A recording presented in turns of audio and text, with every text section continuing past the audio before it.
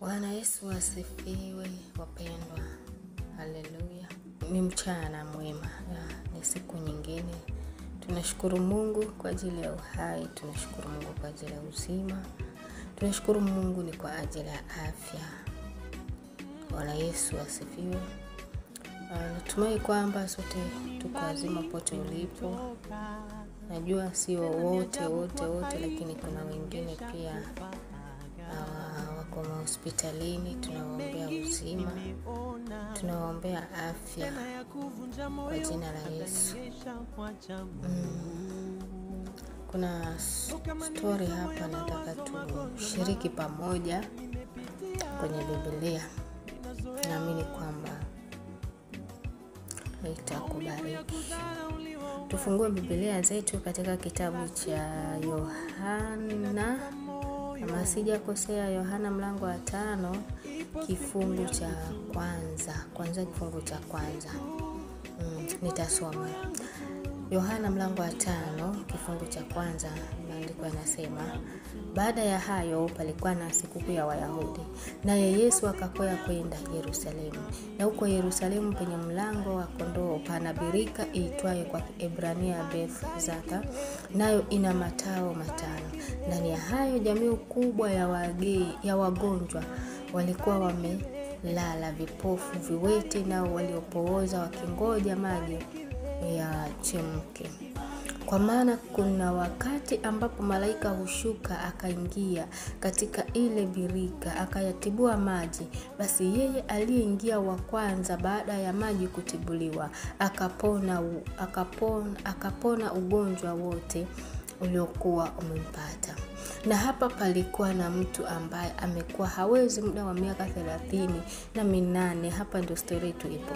Na Yesu alipomwona huyo amelala na akijua ya kuwa amekuwa hali hiyo siku nyingi, alimwambia, wataka kuwa mzima? Yule mgonjwa akamjibu, Bwana, mimi sina mtu wa kunitia birikani maji yanapotibuliwa, ila wakati ninapokuja mimi mtu mwingine hushuka mbele yangu. Yesu akamwambia, simama, jitwike godoro lako uende. Simama, jitwike godoro lako uende. Bwana Yesu asifiwe.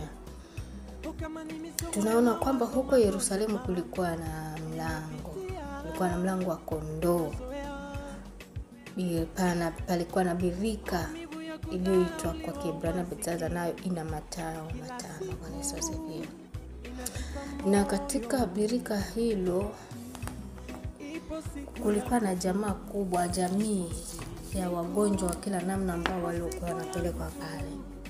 Wagonjwa wengi, viwete, vipofu, viziwi, yani wagonjwa wengi, hata wengine hatujui walikuwa na magonjwa yanaitwaje. Lakini walikuwa wanaenda pale ili wasubirie malaika wakati anapokuwa anatibua maji. Yule aliingia wa kwanza alikuwa anapona kutokana na hali ambayo aliyokuwa imempata, aliyokuwa nayo. Lakini tunaona kwamba kuna mtu mmoja hapo, tukianzia kifungu cha 5. Kuna mtu mmoja ambaye amekaa hapo miaka 38, 38 years. Yani mwaka wa kwanza, wa pili, wa tatu, mpaka ikafika miaka 38. Akingojea tu malaika, wakati si hata kungoja tu, lakini anaona tu wenzake wanaingia. Anaona tu malaika wakati anatibua maji, wenzake wanaingia, wanatangulia, wanaingia, wanapata uzima, wanaingia, wanapona maradhi waliokuwa na, wanapona magonjwa waliokuwa na. Aliyekuwa kipofu alipoingia anapona, aliyekuwa kiwete alipoingia, maji alipotibuliwa aliingia, alikuwa anapata uponyaji, anatembea. Aliyekuwa kipofu maji anatibuliwa akiingia anafanya, anapata kuona tena. Lakini sasa huyu alikuwa naye hawezi. Bwana Yesu asifiwe. Alikuwa hawezi, ameenda mwaka wa kwanza, wa pili, yani just imagine miaka hiyo yote, hachoki, hakati tamaa. Bwana Yesu asifiwe sana. hachoki, hakati tamaa, kila mwaka. Sasa sijui kama kila mwaka au alikuwa akienda kila siku ama ni siku ngapi. Malaika huyo alikuwa anapelekwa pale, malaika alikuwa anatibu yale maji, sijui alikuwa wagonjwa anakaa hapo kwa muda lakini vile tunavyoona Biblia inasema kwamba amekuwa pale miaka 38.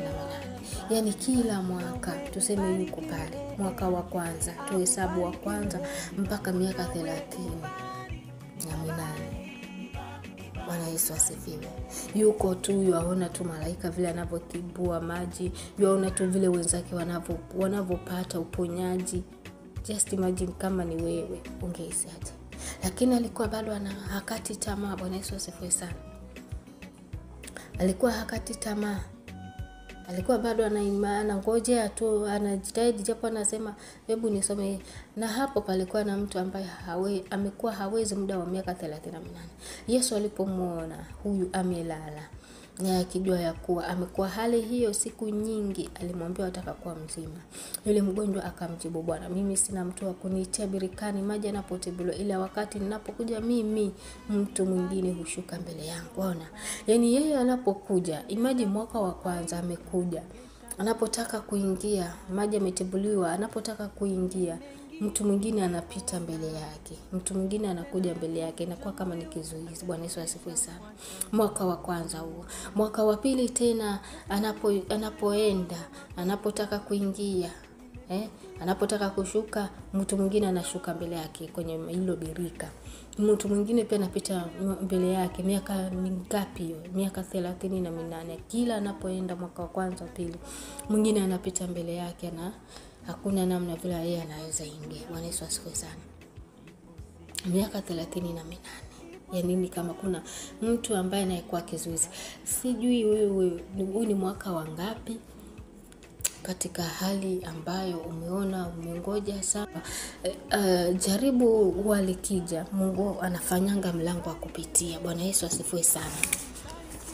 Katika kila jaribu ambalo huwa linakuja ama tunayoyapitia ama yanayokuja, hayaji kudumu. Mengine yanakuja kutuimarisha. Bwana Yesu asifiwe sana.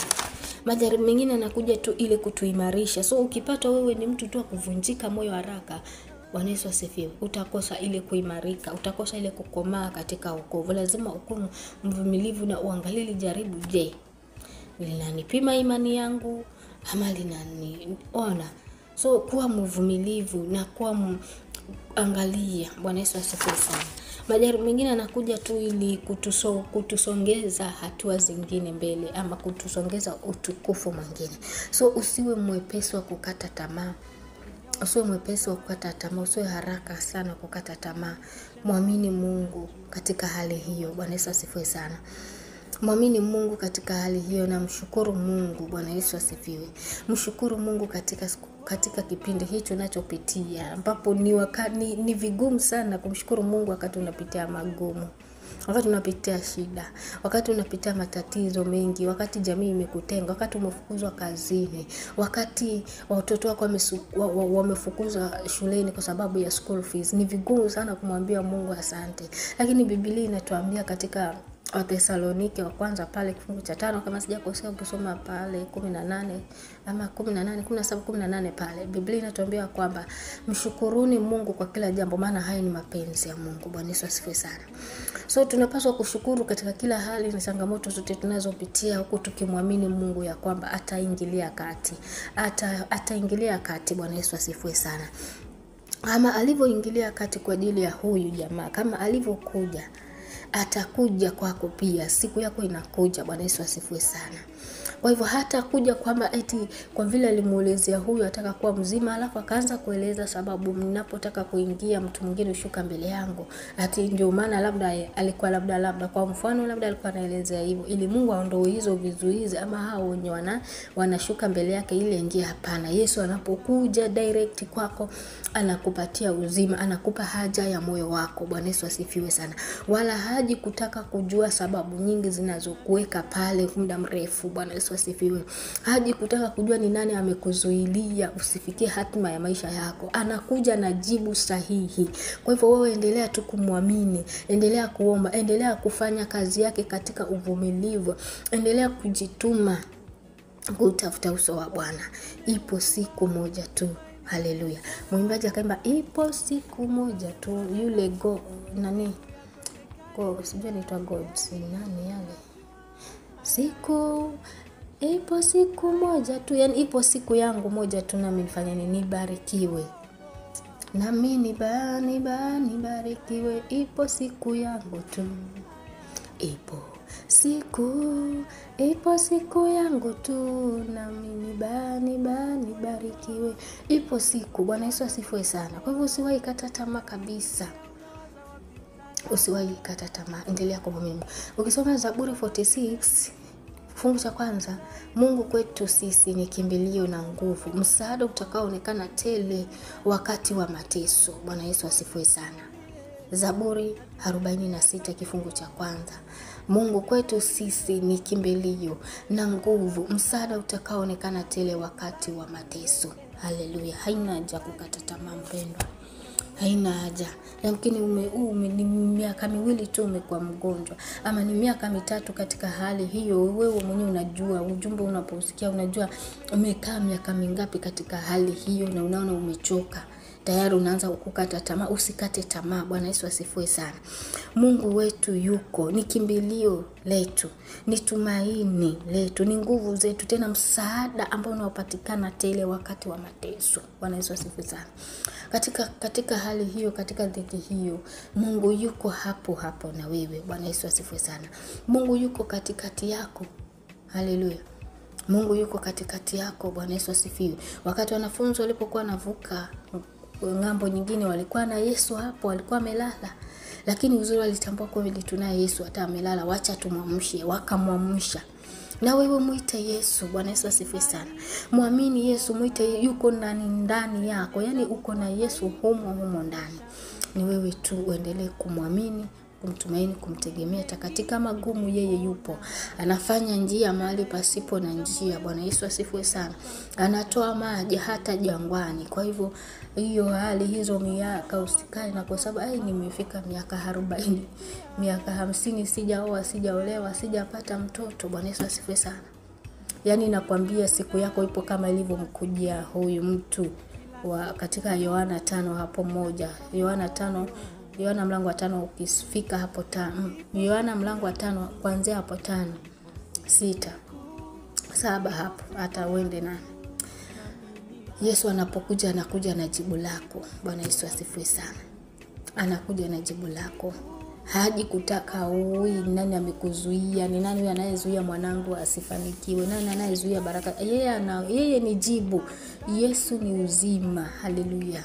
Uzima tele, uzima rohoni, uzima wa mwilini.